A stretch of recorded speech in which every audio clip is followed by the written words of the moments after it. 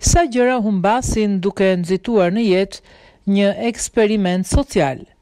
Në Washington DC, në një stacion metroje, një mëngjes të ftohtë janarit vitit 2007, një burr me violin luajti 6 pjesë të bahut për 45 minuta.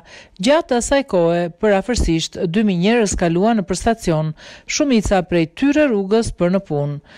Pas rreth 4 minutash, një mesobur vuri re se një muzikant po luante me violin. Ai ngadalsoi ritmin dhe u ndal për disa sekonda, më pas nxitoi hapat.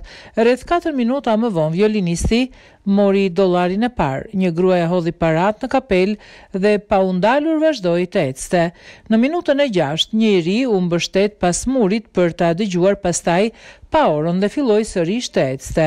Në minutën e 10, një djalë 3 vjeçar ndaloi, por nëna e tërhoqi me nxitim.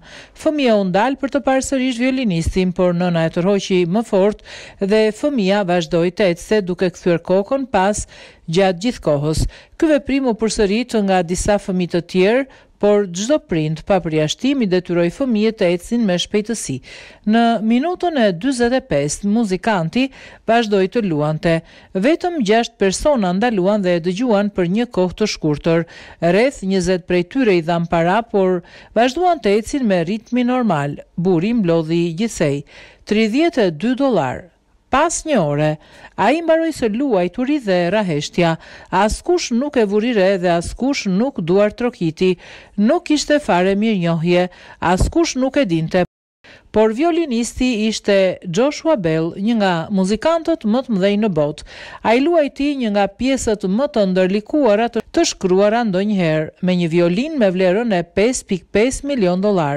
2 ditë më herët, Joshua Bell kishte qenë në një teatr të mbushur plot në Boston, ku sediljet kushtonin mesatarisht $100 secila për të ulur dhe për të dëgjuar të luante po të njëjtën muzikë. Kjo është një histori e vërtetë. Joshua Bell duke luajtur inkognito në stacionin e metros në DC, u organizua nga Washington Post si pjesë e një eksperimenti social rreth perceptimit, shijes dhe prioriteteve të njerëzve. Ky eksperimenti ngriti disa pyetje. Në një mjedis të zakonshëm, në një orë të papërshtatshme, a e perceptojmë ne bukurinë? Nëse po, a ndalemi ta vlerësojmë atë? A e njohim talentin në një kontekst të papritur? Një përfundim i mundshëm i arritur nga ky eksperiment mund të jetë ky.